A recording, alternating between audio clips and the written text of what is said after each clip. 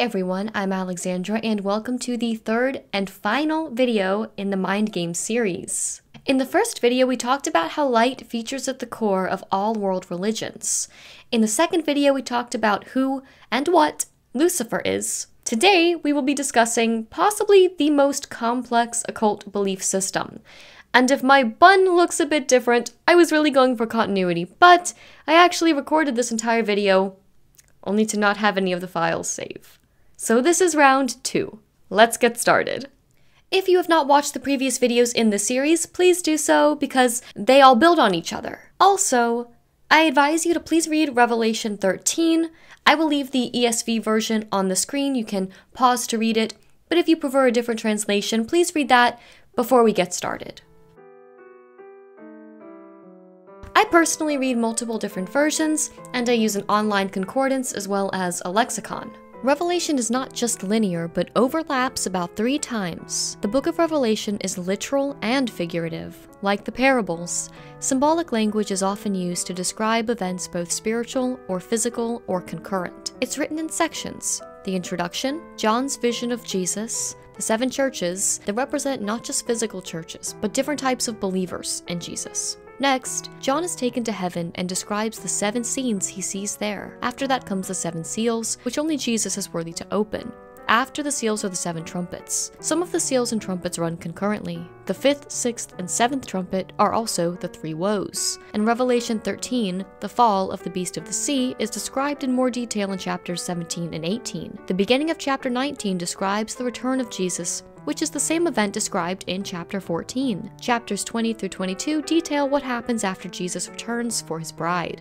Don't forget why you're watching this video, and why you started researching and sharing information with the people around you in the first place.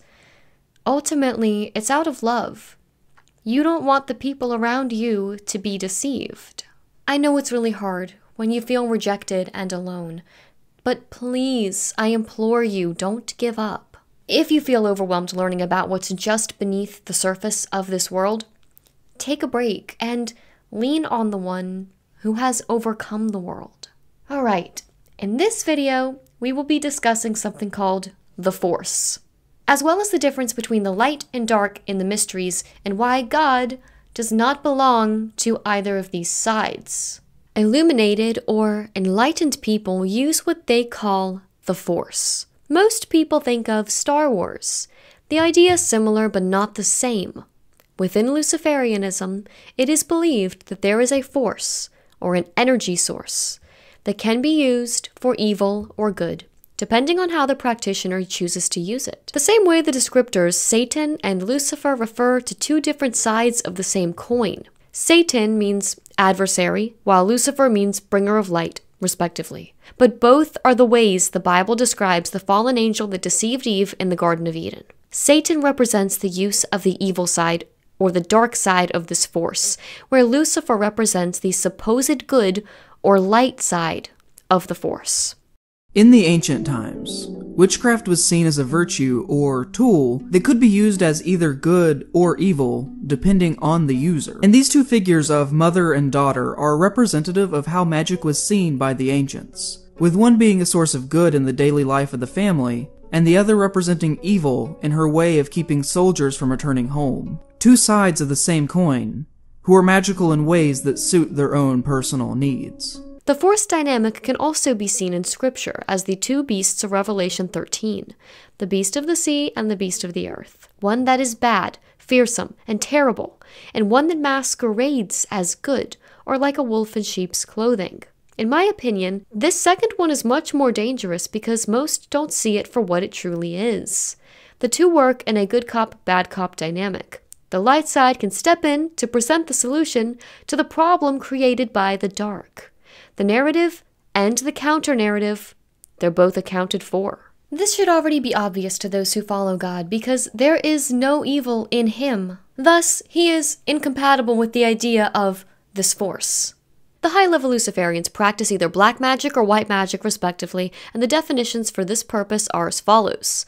Black magic is the use and application of the force with a selfish or material aim. It's important to understand that these people do not worship Lucifer in a traditional sense, or any of his many names. They serve him and do his bidding to achieve their own ends. They essentially think they are the ones in control, working with him as opposed to working for him. And on the other hand, white magic is the use of that spiritual force solely for the supposed good of and the benefit of others. This force has nothing to do with God. Their light is not God. It's their god, Lucifer. Luciferians worship Lucifer in his many forms of light. The light represents his wisdom and knowledge and the fact that he is a light bringer or an enlightenment giver, right? Achieving enlightenment, becoming a Lucifer yourself. But as you'll remember, this light has nothing to do with the true light that is the eternal creator. Within the mystery traditions, there are two sides: the metaphorical light and dark. Pythagoras believed in the idea of two antagonistic principles. He called one unity, light, the right hand, equality, stability, and a straight line. The other he named binary, darkness, the left hand, inequality, instability, and a curved line. Of the colors, he attributed white to the good principle and black to the evil one. Do not confuse the light path with God. Light is not automatically good. To assume anything that appears light is good is to not test the spirits, which we're called to do. There is no darkness in God at all, nothing to be the polar opposite of. Remember the core or the origin of this force tree, Gadriel, the fallen angel who deceived Eve, the teachings that brought about all the mystery religions. God has no part of that tree. It is not good and evil. It's bad and evil comes disguised. Anything resembling God or sounding slightly biblical does not mean that it is. Do not forget that Satan masquerades as an angel of light, as a Lucifer. The scriptures warn us of the many people and places used by our enemies to take on this light side of the force in 2 Corinthians 11:13-15. For such men are false apostles, deceitful workmen disguising themselves as apostles of Christ. And no wonder, for even Satan disguises himself as an angel of light. So it's no surprise if his servants also disguise themselves as servants of righteousness. Their end will correspond to their deeds. God has one path, straight and narrow. In 1 John 1:5, it says that God is light and in him is no darkness at all. God does not have to have darkness to have light. He is not like the occult yin-yang symbol. John 8:12 says, "Again, Jesus spoke to them saying, I am the light of the world. Whoever follows me will not walk in darkness, but will have the light of life." The light of life. What was the first thing that Lucifer proved? His light brought death to Adam and Eve. His light is the light of death. John 14:6 says, Jesus said to him, I am the way, the truth, and the life.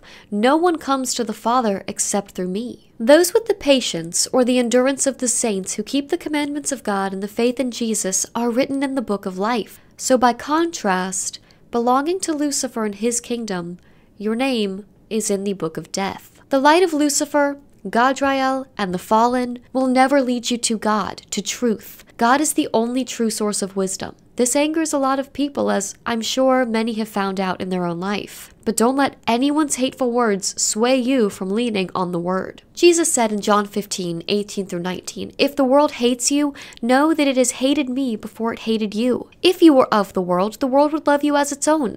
But because you are not of the world, but I chose you out of the world, therefore the world hates you. The Bible tells us about two types of deceptions to watch out for in these end times: the false Christs and false prophets. The false Christs usually fall into the dark side, where the false prophets fall into the light side. False Christs act as Christ counterfeits. Either they play God, or they claim to follow God while actually promoting and working for the god of this world. Strong's Concordance defines a false prophet as one who, acting the part of a divinely inspired prophet, utters falsehoods under the name of divine prophecies. This includes many of the modern forms of the New Age, including those that claim that they get channeled messages via angels, like Archangel Michael or Archangel Gabriel. That is a type of a false prophet. These two types of deceptions display this force again. The false Christs, or the Christ replacements, think secret societies, government agendas, overt attempts to kill God via the media, satanic ritual abuse programming, mass programming, education, and social conditioning, also called the dark side, sometimes called the cabal or the deep state. The ones that dictate whether someone or something lives or dies. Then, There are the false prophets, the ones masquerading as good or using the light side. These are the New Age hopium teachings, the mystic teachings that fill some modern megachurches, and any love and light or positive-seeming things, like the promise of a wonderful future free of the cabal, miraculous technology, cures for diseases, and heaven on earth. Channelers and New Age teachings fall into this category. Both of these types of deception stem from the same root: worship of the self.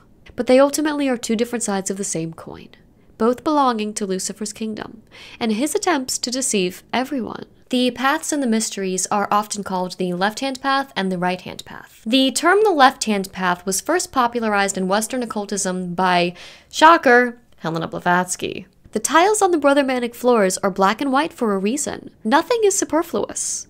The same can be said for architecture, movie scenes. Anything you see that's been placed there has been placed there on purpose. Symbols are their universal language, and Luciferianism is built upon a world of symbols with various understandings of the same symbol. Different groups view the same thing different ways. An upward pointing triangle is a symbol of the exoteric, and a downward triangle of the esoteric. In the case of the Force, the upward represents the dark, the beast of the sea, and the downward, the light, the beast of the earth, masculine and feminine respectively. The light side of the Force does not represent the true God at all. It is the two different sides of the Force, or magical power of Godriel, that the magician aims to control. The black and the white tiles represent the two paths on which those who control the world belong. They're part of the same checkerboard floor, the human army of the fallen. For the lower levels of the hierarchy, I believe the two paths are not exclusive, but like a chess game, a player can alternate paths when it suits their pursuits or the overall goal. The black represents Saturn, lead, Satan, the dark sun, or the black sun, or inversion, while the white represents the sun, the light, illumination, gold, and Lucifer. In alchemy, Saturn is associated with lead while the sun is associated with gold, and one of the supreme goals of alchemy was to transmute lead into gold. Again, not literally, but rather figuratively. The Scottish Rite motto is Order ab Chao, or order out of chaos, from dark to light. A New York chapter of Brother Women Organization of Triangles posts quotes on their Instagram specifically about rising above the storm, and you will find sunshine. The dawn comes after the darkness, as well as many JFK quotes. Just more examples of dark to light.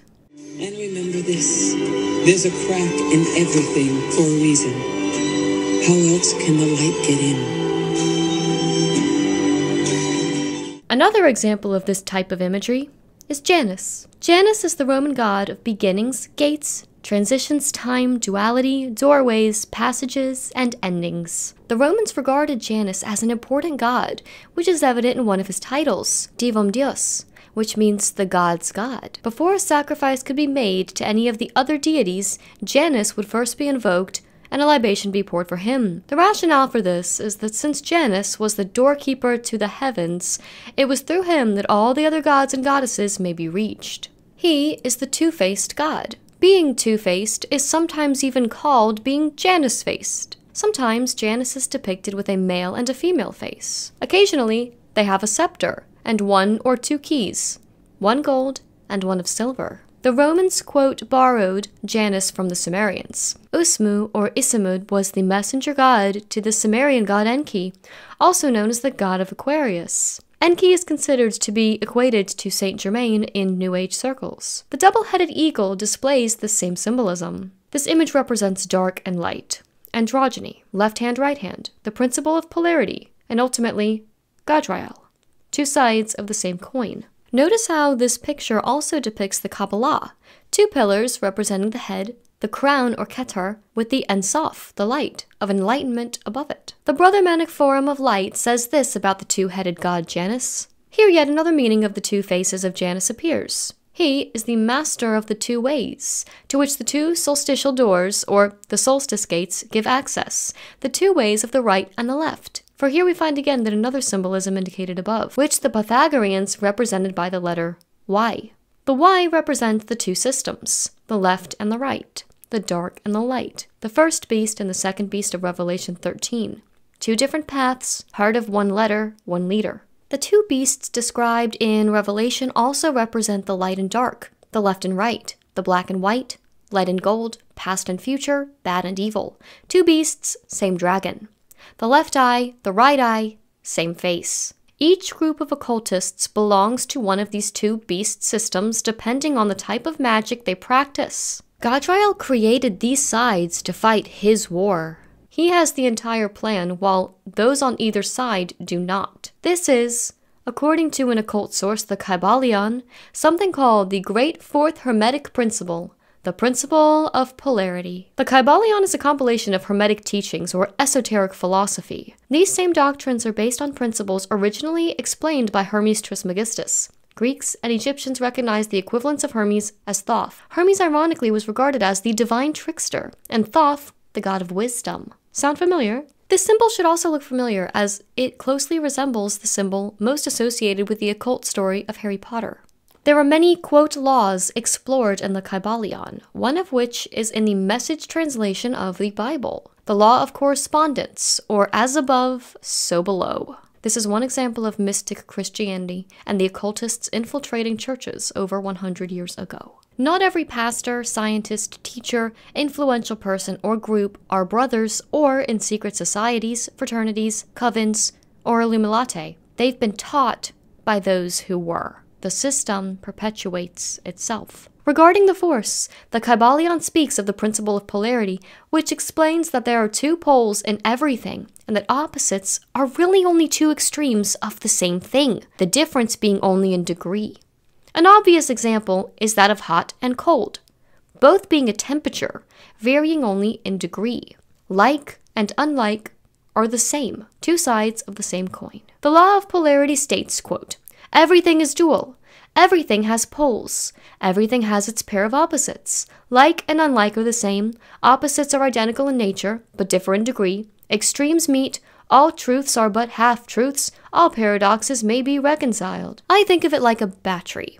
One pole is positive, one is negative, but both belong to the same battery. One pole, the Cabal or the First Beast system, has an agenda of the Dark World Order, often called the New World Order. This beast is made of many countries and many rulers, all of one mind or body. They make war with the saints, they oppress and rule over every tribe, people, language, and nation.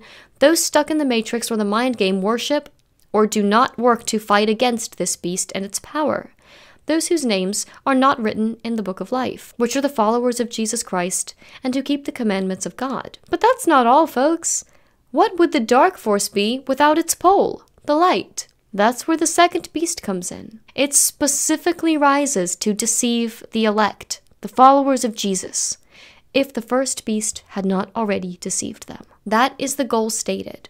The other pole, the second beast, has an agenda of the light world order. The Bible tells us the second beast has two horns like a lamb but speaks like a dragon. It's interesting to me that the Geneva 1599 translation says that it looks like the lamb, as in Jesus, but speaks like the dragon. The dragon being the serpent from the Garden of Eden, Gadriel. It doesn't come as evil and murderous. It comes disguised as the light, the good coming to rid the world of evil, the first beast, of which it exercises all the power of, because ultimately they're part of the same body. It performs great signs and wonders, even making fire come down from heaven. The word here for fire can actually translate to light. There are many players on each side of these poles, but staying on just one side, no one has the complete plan. The entirety of the plan is understood and orchestrated by the battery, the body, the highest level generational occultists with the most ancient or secret knowledge working to achieve the plan Lucifer, Satan, Gadriel, whatever you want to call him, had set out to fulfill since day one. After all, the dragon gives both sides their power. The queen is an example of someone who knows the entirety of the plan, not just the Dark World Order or the Light World Order's sides. The queen said, "Light overcomes darkness," twice. Once on Christmas in 2015. It is true that the world has had to confront moments of darkness this year. But the Gospel of John contains a verse of great hope, often read at Christmas carol services. The light shines in the darkness, and the darkness has not overcome it. And again on Easter in 2020. Many religions have festivals which celebrate light overcoming darkness. Such occasions are often accompanied by the lighting of candles. These seem to speak to every culture and appeal to people of all faiths and of none. They are lit on birthday cakes and to mark family anniversaries, when we gather happily around a source of light. It unites us. Q has said the same thing. She knew the whole plan and was making sure people understood that light overcomes darkness at this particular time in their game. A quick side note, in 2006, she was excommunicated from the Druids for a technicality. She doesn't speak Welsh, which is now required by exoteric Druidic law. The Queen played her role in the dark. She's playing her role in the light, because she has that generational knowledge of creation out of destruction, and knows how to get to Lucifer's kingdom, the Golden Age, which according to scripture will never arrive. The death of the old and the rebirth into this new world is necessary for their plan to succeed. Meghan and Harry refused to acknowledge the death of the dark side and were effectively excommunicated. The same goes for CEOs stepping down of prominent positions, companies going bankrupt, peculiarly specific earthquakes occurring in places known for human trafficking and programming centers, and strange cryptic messages like this one about an alligator in a Moscow zoo named Saturn dying. Those who are not on the light side now, which the pendulum of power has swung to, are being systematically eliminated, either literally or figuratively, as we've discussed before. The ones on the dark side who refuse to, quote, follow the light, are being stripped of their power and in some cases their lives. We'll get more into that in a second, but the stated goal of Q and President Trump is to, quote, drain the swamp. I think in light of all of the things going on, and you know what I mean by that, the fake news, the Comeys of the world, all of the bad things that went on, it's called the swamp. And you know what happened? And you know what I did? A big favor. I caught the swamp. I caught them all. Let's see what happens. Nobody else could have done that but me. I caught all of this corruption that was going on, and nobody else could have done it. Collectively, everything that can be regarded as the first beast essentially can be boiled down to being called the swamp. Revelation goes on to explain the next steps the second beast takes. It was allowed to give breath to the image of the beast so that the image of the beast may even speak and may cause those who would not worship the image of the beast to be slain. I've talked about my opinions on this topic before in videos like What is the Image of the Beast and in A Convenient History. The word slain or killed means to kill outright, figuratively, to destroy, put to death, kill, slay, according to Strong's Concordance. The Greek word phoneuo is the word used in the Bible that means to literally kill, slay, or to murder someone by committing homicide. That word is not used once in Revelation. As you can see, every chapter and verse where it is used is in the green box. We've lived through a worldwide power shift among the elite occultists. The first to the second beast, the left to the right, the black to white, lead to gold, dark to light. The Bible shows this final transition in the end times. The problem with the light world order is ultimately that it is Lucifer's magnum opus, the world he has sought out since the beginning. It's Nimrod's Tower of Babel again, but this time, Gadriel truly thinks he will beat God. And at the very least, his mission is complete by taking as many souls away from God as he possibly can. One of the biggest ways this is being accomplished on the physical plane is hard for some to swallow and generally misunderstood. It is through mental manipulation or sophisticated networks of organized mind control. The work is done generationally or over time. I want to put a trigger warning here to anyone who has been or thinks they may have been involved in mind control programming or ritual abuse. Please skip ahead 10 minutes to skip this section. Some people within the Illuminati hierarchy act in ways that may seem contradictory at times to the public, but ultimately completes a mission, no matter how long or drawn out it may be. This is because more often than not we see fronts, or front altars, whatever the public knows this person as. Okay. I feel like I've been missing out on life. Like what part of life? Life, like things going on. Like I feel like I'm behind or something. I know that sounds so weird, but I do. Many, but not all, of the top of the hierarchy are programs, double agents. While not medically confirmed, many writings about Helena Blavatsky point to her having multiple personalities or being a programmed multiple. The use of mind control goes back millennia. Just one example can be found in a book from the early 1900s called Delacroix, Études d'Histoire et de Psychologie de Mysticisme. It discusses a convent in the early 1600s that had ties to the elite genealogies that claimed to be possessed by demons. These demons made the people act like animals. They barked like dogs, they went into trances, and they displayed uncontrollable changes in personality, which they were amnesic about afterwards. This behavior describes the same type of symptoms displayed by monarch survivors who have had their minds fractured. Trauma-based programming is the intentional creation of dissociative states like dissociative identity disorder or tertiary structural dissociation. I cannot overemphasize the importance they place on fracturing the mind to create alters and systems within a slave and their hierarchies. Trauma-based programming is used in order to create people who are enslaved via mind control. The result is a system of alters within a person who have all been programmed with specific roles and tasks, and they're largely unknown by most of the others within the system or the body of the person. The mind is the most complex and powerful computer. Programming is a lot like building a computer, with software and codes and commands, and sometimes programs that run behind other programs, viruses, that sort of thing. Programming occurs in countless places such as hospitals, universities, military locations, religious buildings, medical clinics, and many, many more. By governments, the entertainment industry, religious fronts, and secret societies. Josef Mengele is one of the most well-known figures in mind control programming, and it's come a long way since World War II, as far as technology and sophistication. Mind control is by no means a new phenomenon. According to an article written by Ron Patton quoting David Carrico's book from 1992, The Egyptian Brother-Manic Satanic Connection, quote, "One of the earliest writings giving reference to occultism is the Egyptian Book of the Dead, a compilation of rituals explicitly describing methods of torture and intimidation to create trauma, the use of potions, or drugs, and the casting of spells, or hypnotism, ultimately resulting in the total enslavement of the initiate. That, I will add, is undetectable to the general public." Patsy had sent the doll company a picture of John Bonet, and they made a doll that supposedly looked like her. Patsy saw the doll lying in a box. She said it looked like John Bonet was in a coffin. Sometime after John Bonet was put to bed on Christmas night, the Christmas magic turned into a family nightmare. Bear in mind that a good percentage of the people or puppets in high-level positions have countless functions, personalities, missions, and allegiances. A relatively small number of members in the hierarchy are allowed to move up with unfractured consciousness or without multiple personalities. This also protects the hierarchy because many of the personalities don't speak to each other. They don't hold the memories each other holds. So the hierarchy are able to file away their acts like filing cabinets in the mind, never to be opened by ones that are not supposed to know that information. I talked more about this in Lucifer's Playground. It's just bizarre to have the media we do today, and we can see programming of slaves play out before our eyes. Believe it or not, the most stunning thing about Courtney isn't her provocative appearance. It's her birth certificate.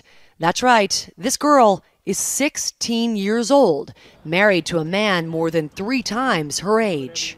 The byproduct of their own slavery is what actually ends up enslaving or programming the masses, consuming their product. Most, if not all, mass media, not independent-made things made by larger corporations and distributed to the masses, is a byproduct of the worldwide mind control programming enterprise. Take Disney, for example. No one has sold the world magic better than Disney. Mind control imagery is literally everywhere, all over the world. K-pop has quite a few examples, like this one song called Insane by Ajax. An occult piece of media can be defended as, quote, art, in order to hide in plain sight. Take Alejandro Jodorowsky's film The Holy Mountain, for example. I advise against watching this film. And just one more example of many is the American band Paramore. They have a song called Brick by Boring Brick. Some of the lyrics include, "You built up a world of magic because your real life is tragic." Now, some commenters are of the opinion that this song means that when you get to a certain age where you start to grow up and realize things aren't what they were, that you let go of childish things. But on a deeper level, some saw it as a song about dissociative behaviors that are onset by childhood trauma. Close, but still not quite. The reality is this is a dark and horribly sad video. The little girl with the monarch wings lives in a happy world to her, which is her doing as she's told by her programmers or the mothers of darkness.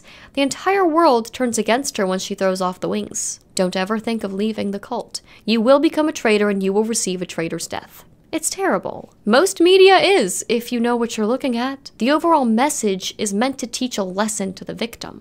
Now, this is not an unusual idea. As people, we're like gum. As we grow up and go through life, we pick up things along the way that form us. Media like the movies we watch, the music we listen to, these all shape the lens of our reality. We internalize the messages subconsciously. Deprogramming involves a good deal of unsticking all of this stuff. And while the themes and motives we internalize as free people on the surface are things like love overcomes all, or the hero always wins kind of a deal, but that's not true for the underground. Entire songs, scenes, and movies are different when played for a victim of mind control. The villain may win. The hero dies a horrible death. Lyrics of popular songs are different. What we get is a sanitized version of the true media used in programming slaves. One normal movie that can be studied as a script, or to learn the themes and messages used in mind control, is a cartoon called The Ringing Bell. Celebrities have displayed their programming being shifted from dark to light in the last few years. And our media works the same way. Even things like documentaries and news. What is this story trying to get me to believe? What is the narrative? Where is my mind being steered? Now more than ever, stock selection matters. Now, more than ever, you need a workout that you can do at home. Now more than ever, all together now. Right now, more than ever, we know. Now more than ever, it's important to feel safe at home. Because now, more than ever, being a good neighbor means everything. Like a good neighbor, stay positive. There are various different reasons for mind control operations being carried out, all of them demonic and all of them glorifying and working for Gadriel. More understanding is needed on this topic by the general public, which is why I'm bringing it up. Just like architecture, nothing is superfluous. Art is not just art. Music is not just music. Movies are not just movies. Everything put in front of us was placed there for a reason. Once you begin to see that, you can easily see the trickery and no longer be fooled or naive. On a more disturbing note, many passively consume very violent and vicious content through cartoons or horror films. But the reality is that the methods of torture depicted in this kind of dark media is very real and happens every day to programming ritual victims. Another issue is gatekeeping. You'll notice celebrity tell-alls that are always absent of any real substance or truth, like Leah Remini never discussing the child trafficking and programming done in this organization, or the truth of what this man is really involved in, or this man. These shows are a way to make you feel like you know everything about a group while being told absolutely nothing. So then you move on to the next topic.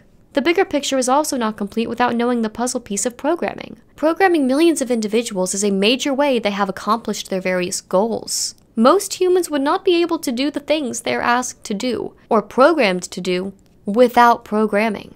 The Cabal, or the dark side, is not the only ideology using trauma-based mind control. The Alliance is just as guilty. Many modern New Age guru leaders or channelers or mystic Christians are part of the, quote, light side of programming. It's an extremely sophisticated science, again, like building a computer from scratch, but demons and magic are the foundation of it all. Okay, back to the Force, the dark and the light. Gadriel built both sides of the spiritual war we find ourselves in. One of his main goals is to return to a golden age, or to Atlantis, the world before the flood. And he uses both sides to do this in a Hegelian dialectic. Bring the world to a point of absolute desperation that any solution is better than the current situation or the proposed detrimental future. Financial ruin, oppression, loss of rights, and so on. A friend of mine once said, it's no wonder that Gadriel has created two systems to be at work in the world, one to be the darkness, and one to fool people into thinking that they aren't siding with the darkness when they actually are. Both paths are an illusion of choice, because ultimately, they're the same.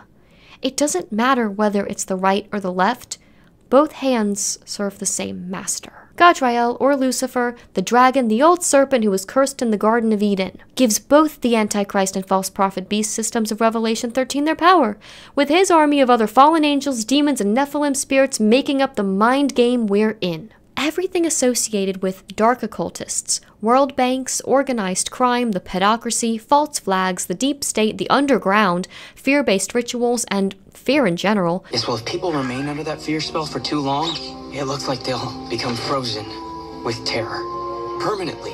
Those who destroy everything for personal gain and put humanity into a constant state of anxiety and terror, or the Antichrist system, the beast of the sea, can be attributed to the dark side of the Force, black magic, Satan, and the armies of Gadriel doing his left-hand work.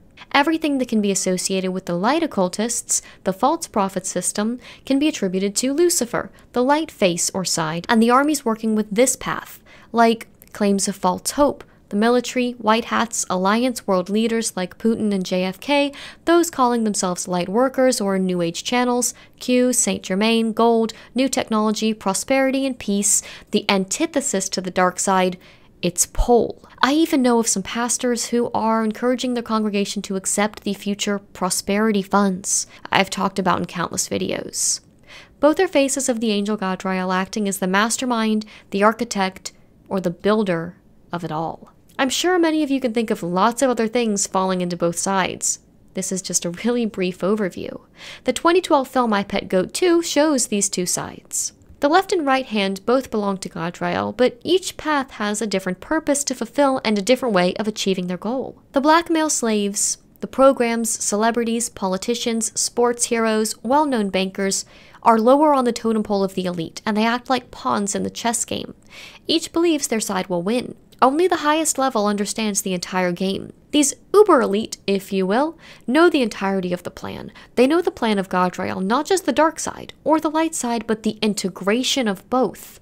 If both sides of a war knew the outcome was predetermined, the soldiers wouldn't fight. But since those left on an exoteric basis don't know, the pawns on each side of the chessboard truly believe they will win.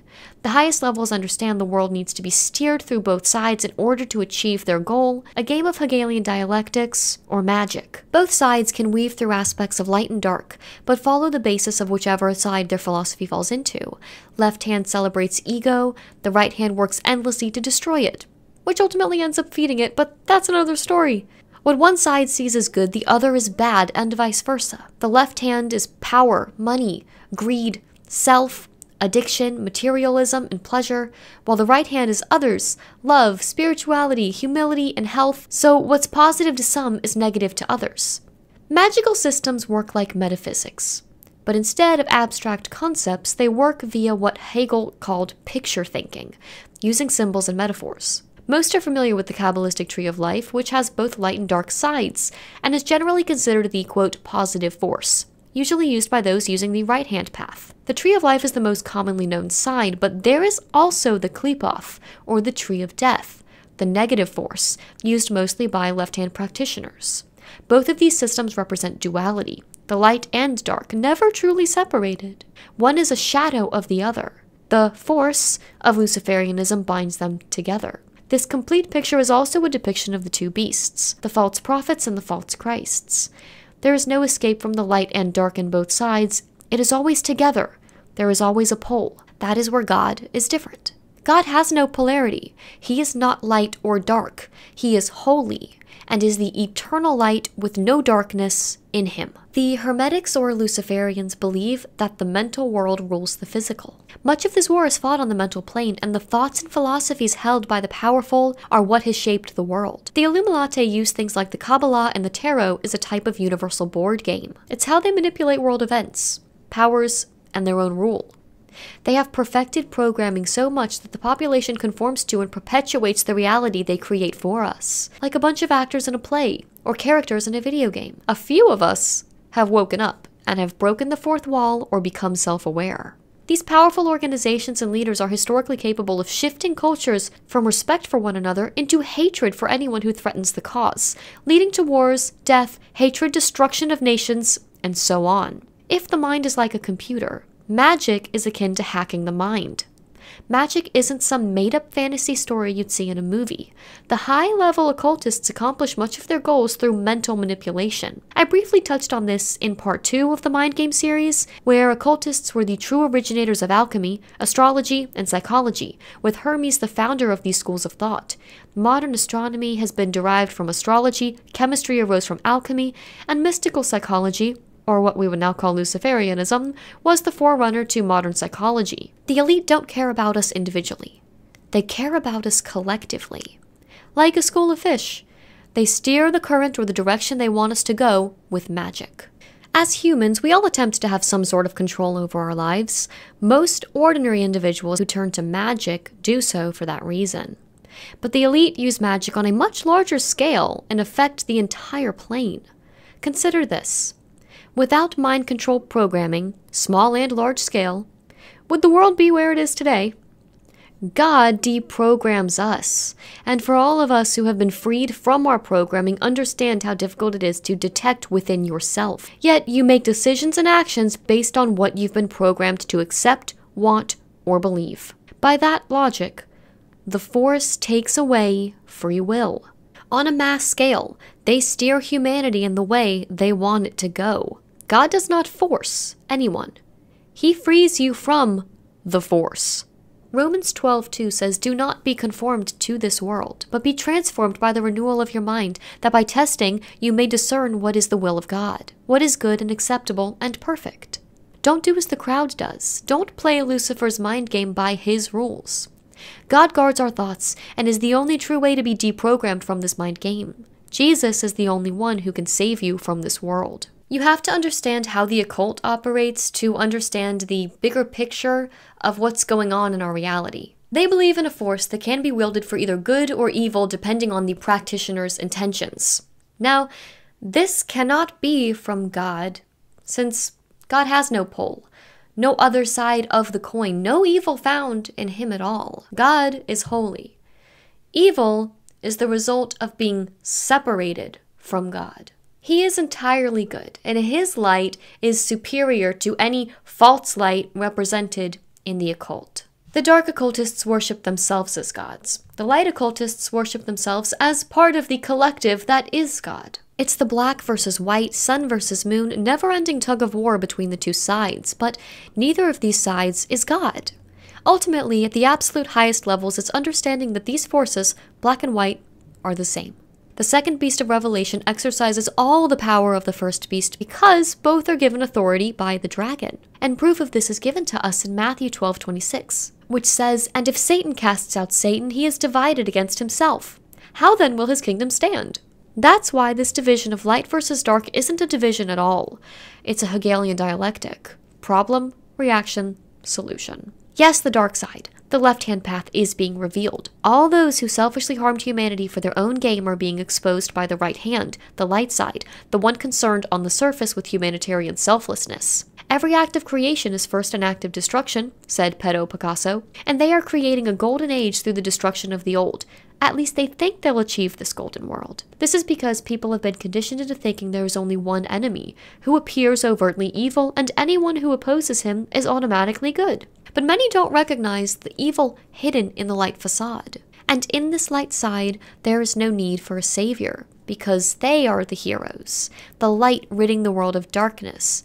They see themselves as God. Okay, we have to do this. We're going to talk about Q for a moment. And trust me, I don't want to do this either, but this section would not be complete if I omit a large part of what's going on today. You calling me a liar? I ain't calling you a truther.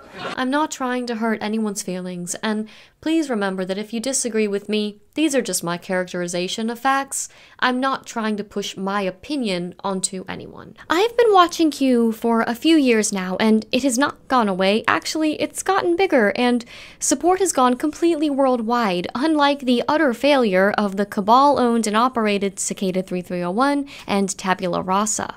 Not all, but some followers of the phenomenon known as the Q movement see it as God speaking through Q. I don't bring this up to judge anyone. I'm talking about it because I believe many are being lied to, and I'm trying to get them to take another objective look at the whole movement for themselves. Therefore, let us not pass judgment on one another any longer, but rather decide never to put a stumbling block or hindrance in the way of a brother. I'm only attempting to point and say, hey guys, I think this movement is a stumbling block. One example is a new book called QAnon and the 1,000 Years of Peace, Destroying the New World Order and Taking the Kingdom of Christ by Force. This book says, quote, what we're all experiencing worldwide is not just another political event. As QAnon post 2937 says, this is not simply another 4-year election. This is a crossroads in the history of our civilization that will determine whether or not we, the people, reclaim control over our government. Quoting the President of the United States. He's not just talking about the US government or any single nation's government. He means reclaim control over the governing of the world from the worldwide criminal mafia. This will transform the world for 1,000 years. A video called The American Made President by Carpe Diem is about having pride in America. similar to the way Americans felt after 9/11, but instead of a tragedy, this is about a hope for a future. The video peculiarly focuses on the phrase, "Here we mark the," as well as Janus motorcycles. Janus is an American motorcycle company that was specifically invited to the White House to the Made in America Products Showcase. There are 46 companies that make motorcycles in America, so for this specific one to be picked seems significant. They sell bikes with names like Halcyon, Phoenix, and Griffin. Their slogan is "Old Ideas for a New World." This reminds me of how the most ancient of teachings, the worthless knowledge the fallen gave to humanity, has been repackaged time and again and presented as new. Back to Q. In 2017, drop number 382, an Anon said, "People hunger for light, have lived under the darkness for too long. Thank you." To which Q responds, "We have tremendous worldwide support. Satan, as in Obama, has left the White House." If Obama represented the cabal, or a Satan, the dark side of the force, in this specific post, Q is acknowledging themselves as the light, the polar to the dark, a Lucifer. As you'll remember from my previous video, in the occult, the concept of Lucifer is a noun, a person as in the fallen angel, as well as a thing or anyone who is considered to be a light bearer, enlightener, or bringer of wisdom, someone who is illuminated. The point is to initiate the world into the mysteries. As Alice Bailey said in The Spirit of Brothermanry, they are therefore sometimes known as the Illuminati and can direct the searchlight of truth wherever its beams are needed to guide the pilgrim on his way. They guide the candidate until he has gained the right to stand in the east before the presence, and there, before the brethren, prove himself initiate. Stage by stage, they assist at the unfolding of the consciousness of the candidate until the time comes when he can enter into light and, in his turn, become a light bearer, one of the Illuminati who can assist the Lodge on high in bringing humanity to light. Such as those in the higher levels of Brothermanry and other powerful organizations and positions, anyone who is influential in shaping the psyche of the masses is a Lucifer. The word Lucifer means light bearer, one who brings light. The light represents enlightenment or knowledge. Like the word Satan, Lucifer is not a name, it's a description. Many organizations use the description of light bringer or knowledge giver to symbolize various ideas regarding enlightenment, deeper spiritual knowledge, or illumination. Anyone who takes on the role of bearing this so-called light to his fellow men, as Brotherman Charles W. Ledbetter writes, is a Lucifer. Anyone at the highest position in a profession that dictates the way the world works, or is an influential position that shapes people's opinions or thoughts, or disseminates a crafted narrative or a script to a large mass of humanity to achieve a part in their Hegelian dialectic, no matter how small, is a Lucifer. By that definition, then, Q is a Lucifer, something bringing humanity enlightenment, or as Q says, the Great Awakening. Is it not written in QMap.pub on Q drop 666 to follow the light? In May of 2019, Trump tweeted, "This is a bright new age, the age of enlightenment," which Q post 144 is specific to point out. In the early days, decoding Q posts became a way of life for Anons watching the boards. People initially believed everything was happening live. It wasn't until the first or second year they realized the Q drops were actually prophetic. Entire websites are dedicated to these correspondences and any other confirmation called Q proofs. Future proves past. Here's an example of how the Q movement positions itself in a prophetic style. Q drop 4389 on June 3rd of 2020 says, "Dark to light," and references or fulfills drop 1440 from 3 years prior. The Light World Order is ultimately promising freedom. Freedom from the cabal, from the dark, from the occult, from the pedocracy, from the media, illegal taxation, and so on. But this is not freedom from the brothermanic slavery system. It is the culmination of it. Indeed, the future proves past. As I discussed the history of revolving back to the Golden Age in An Inconvenient History, this plan of freedom from the cabal has been the plan at the highest levels since the beginning. I'm sorry, but I see this movement in line with the forms of light worship discussed in Part 1, as well as the false prophets described in the Bible, specifically sent to deceive the elect, the ones believing in Jesus and God. The cabal, or the dark, has many coordinated attempts to discredit Q, but as Q post 4348 from May 29th of 2020 says, "Fear, panic, loss of narrative control, you are the news now." The mental transmutation is reaching completion. The Q drop links to this article about an online, quote, church that studied Q with Bible prophecies, which says, inside the first church of QAnon, where Jesus helps fight the deep state. Yet as I just showed, Jesus is nowhere to be found in this picture. This article was written as a hit piece by known disinfo agent Mike Rothschild. However, the church mentioned in this article does believe Q is helping Jesus fulfill prophecy. Well, a 35,000-year-old entity named Ramtha also believes Q is here to save humanity. This beautiful smile lit up the whole room, and he said, I am Ramtha the Enlightened One. He said, I have come to make you a light to the world. I am a teacher and a god. I am a god because I experienced all of these things. And I am a teacher, not of truth, but of philosophy. At Ramtha's School of Enlightenment, they too believe Q is ridding the world of darkness. When we go on, we go all! Seattle, Washington!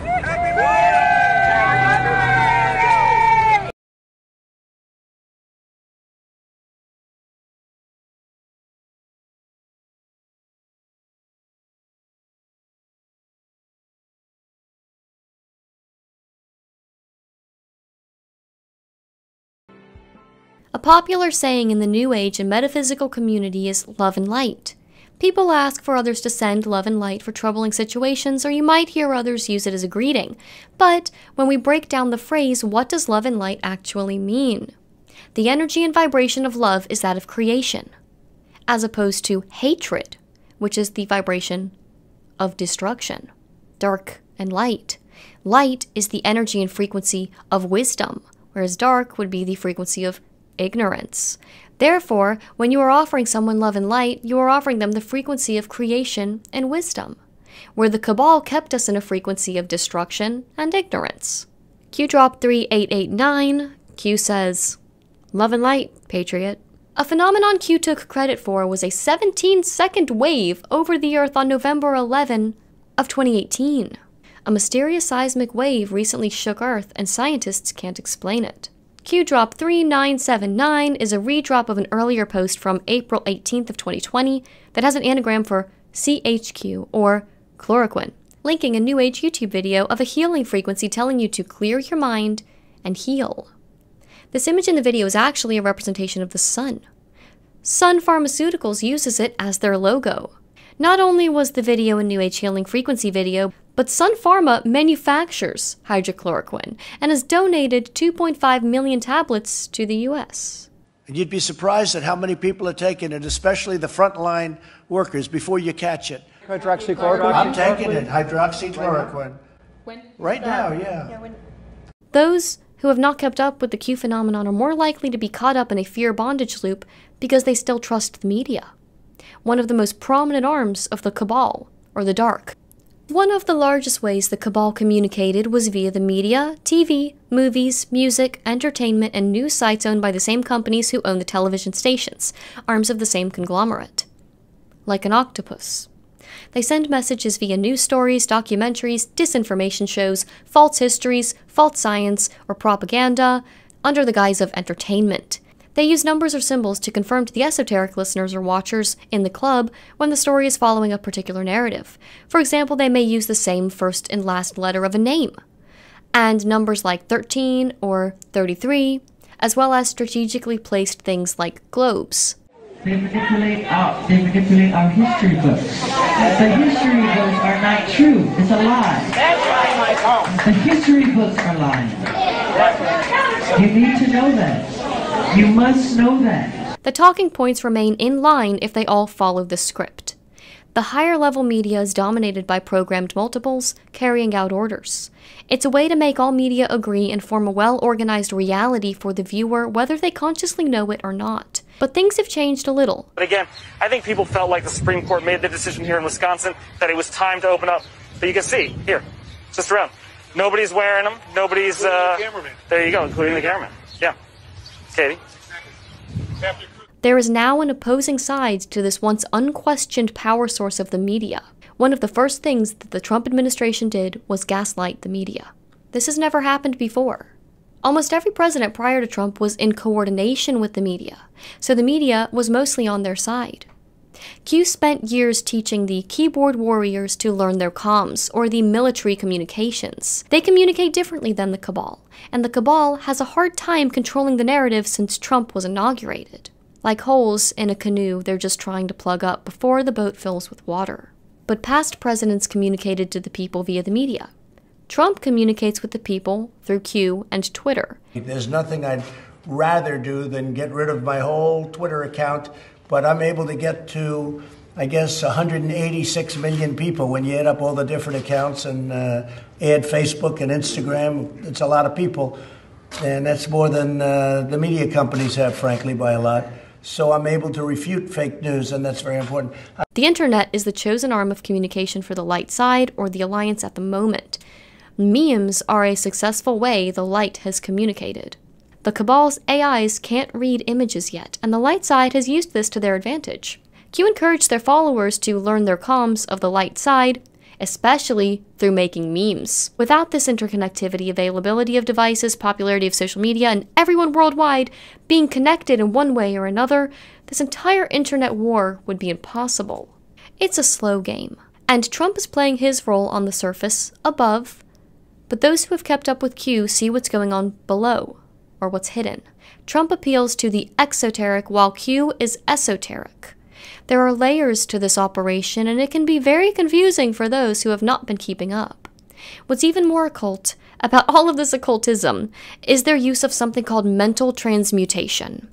Some might call it the Great Awakening, but I'm arguing there's nothing great about this. And many don't understand the occult to know they're stuck in a rip current of occultism that will do nothing but bring them down. So what is mental transmutation? It's another Hermetic principle found in the Kybalion. One of the foundational beliefs is that the universe is a mental creation, which is why magical systems like the Kabbalah are such a big deal to occultists. These Luciferians use magic, or the mind, along with demonic influences to effect change. Mental transmutation means the art of transforming or changing the condition, quality, or nature of the mind from one condition to another. There are two steps involved in mental transmutation: awareness and inversion. In order to transmute negative mental states into positive states, you must first be aware that you're experiencing a negative state. Hey guys, we're stuck in a pedocracy. Oh, and in the US, taxation is illegal. And you know what else? The news is fake. And if history is just yesterday's news, well then, Q has made the world aware of this negative state, the dark. All I have are negative thoughts. The second step is to polarize that state to the opposite state. Since you've correctly identified the negative, you now should know the positive. Drain the swamp, end the Fed, that sort of thing. The Hebrew meanings for the letter Q are sun, revolution, circle, and horizon. The Q pictograph most likely means sun at the horizon. The sun brings the world from dark to light. Truth shines light. Light saves humanity. As we've explored in this series, that is too vague. The light does not equate to the living God. According to the book Ancient Mystic Oriental Brothermanry, in speculative Brothermanry there is an advancement from a lower to a higher state, from darkness to light, from death to life, from error to truth. I hope you see now that these are poles, part of the same monster. Q plays the role of the light pole, exposing the darkness, the other side of the pole, or the sun ridding the world of that darkness, changing lead to gold. But do you see how these two can never be separated? And that God has no place within them at all? God has no pole. He is entirely outside of that system. Q is never once on the boards referred to Jesus in a single Q drop. They only refer to God. The closest reference was in Q drop 3707, which says, "Merry Christmas, Anons, patriots worldwide." And Q responds, "Nothing should ever replace Christ and Christmas." And God is on our side. We already discussed the light worship of Christmas in part 1, but I also did in my video literally titled "Take Christ Out of Christmas." Exchanging Jesus Christ for the sun, or an idea, a consciousness, is New Age Luciferianism, or a part of mystic Christianity. If it's true that some that follow Q believe that by awakening humanity, a changed or raised consciousness is what is going to rid the world of evil, we are the saviors of mankind, then it's not the Christ of the Bible doing it. It's Christ consciousness. Instead, they only refer to God, partially quote verses, and remove the parts that reference Jesus. Q drop 4249 in particular bothered me for omitting Jesus. It's one thing to promise so many people vengeance and judgment on the wicked, but that role belongs to Jesus. John 5:22-23 says it best. For the Father, or God, judges no one, but has given all judgment to the Son, Jesus, that all may honor the Son just as they honor the Father. Whoever does not honor the Son does not honor the Father who sent him. Q does not honor the Son. Q meets the definition of a Lucifer, and Q makes false promises for the future. Where's Jesus? Why should we ever put our trust or faith in something other than him? Especially when he warns us of exactly this type of deception, something looking like the Lamb, like him, but speaking like the dragon, a Lucifer. The dark side gave us a false past, one of evolution and false history. The light side gives us a false future, one of justice or ascension or world peace. Without Jesus Christ, of course. No one has escaped being initiated into this mystery religion of the light, unless they have been saved from this mind game by the living God. So back to the bigger picture, the religion of the light. In 1957, Alice Bailey wrote in The Externalization of the Hierarchy, quote, "The three main channels through which the preparation for the New Age is going on might be regarded as the church, the brothermanic fraternity, and the educational field." She goes on to say, "There is no question, therefore, that the work to be done in familiarizing the general public with the nature of the mysteries is of paramount importance at this time." Remember that this was a work written in 1957. Now, in 2020, those who aren't controlled through religions or brothermanic ideas have been through the education system and society as a whole. The only people unwelcome in this religion of the light are those who believe in the one true light, the light of the world. Again, Jesus spoke to them, saying, "I am the light of the world. Whoever follows me will not walk in darkness, but will have the light of life." John 8:12. Jesus is the light of life. Gadrael has the light of death. Jesus is truth, and Gadrael is a liar. Jesus told the truth from the beginning, and Gadrael lied from the beginning.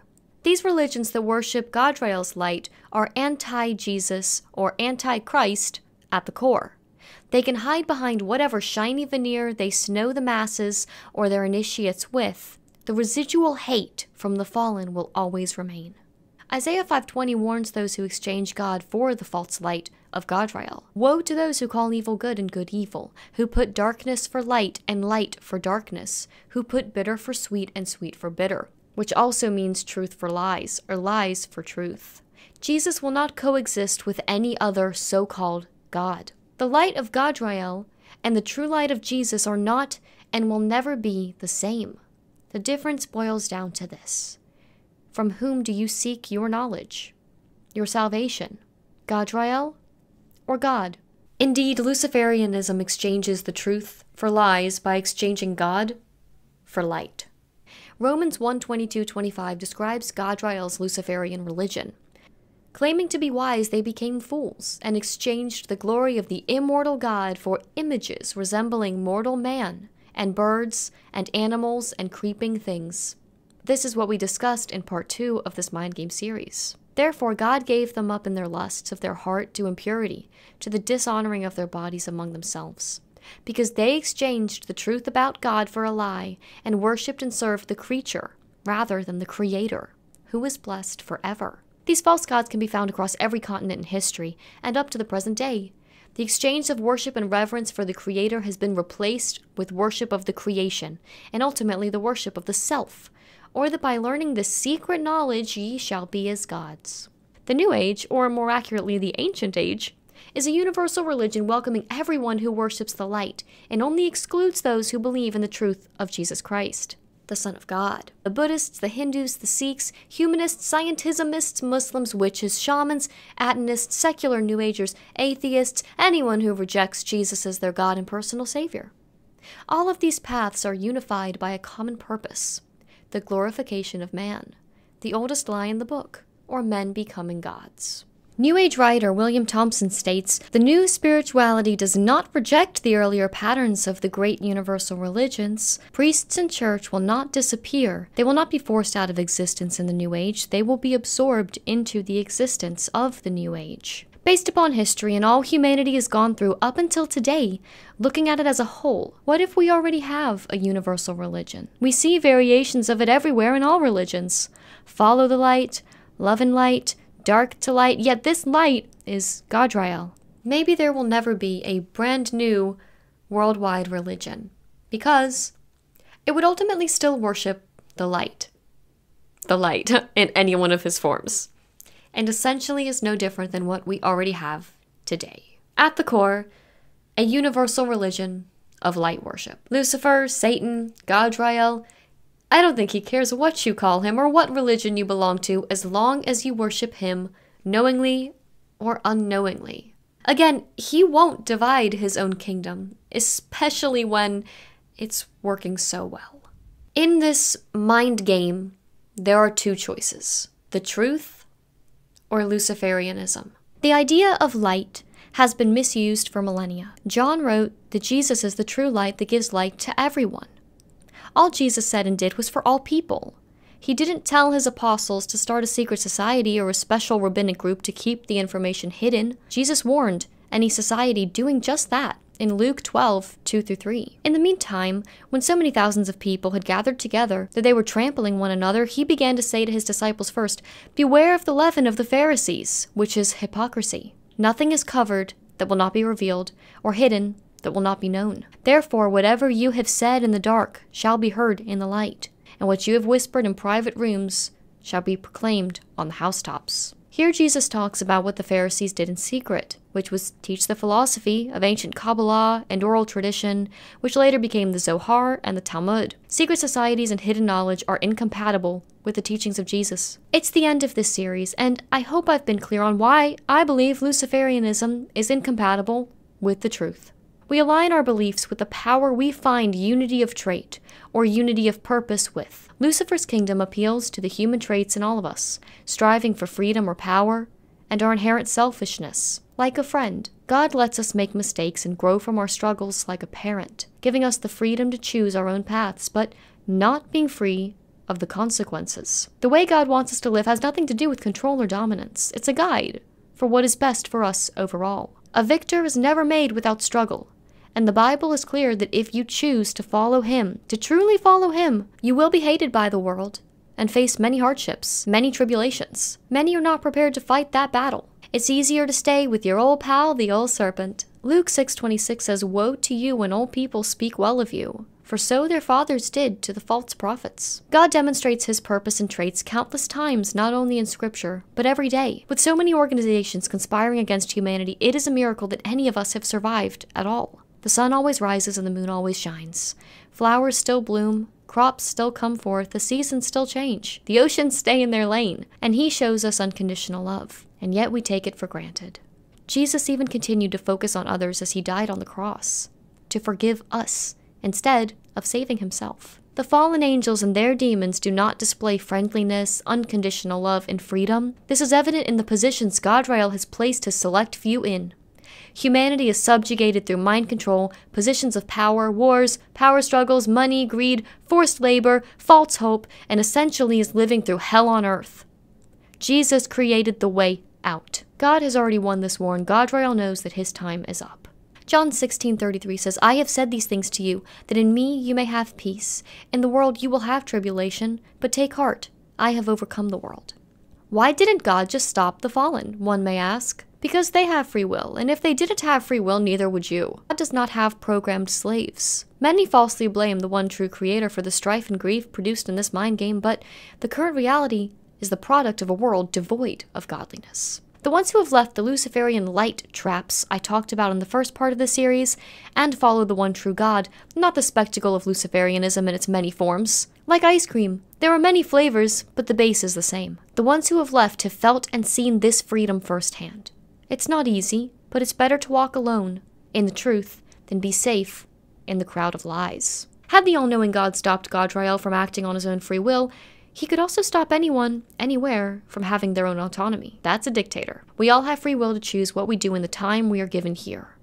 We have no control over being born and very little control over when we die. What we do in the meantime is what matters. Every day we're alive, we choose what is important to us, what we worship, whether that be making choices to get closer to God or further away. 1 John 2:15 says, "Do not love the world, or the things in the world. If anyone loves the world, the love of the Father is not in him." To say the dark is evil and of the devil, and light is good and of God, is saying God is part evil. The Force energy is entirely Godriel. It's time to choose a side. As this entire series has explored, making the choice to follow the light, whether it be in the form of Lucifer, Satan, the dark, or the false light, is choosing to follow the ways of the world, to ultimately follow Godriel, the liar from the beginning. So choose your side wisely. Jesus comes as a thief in the night.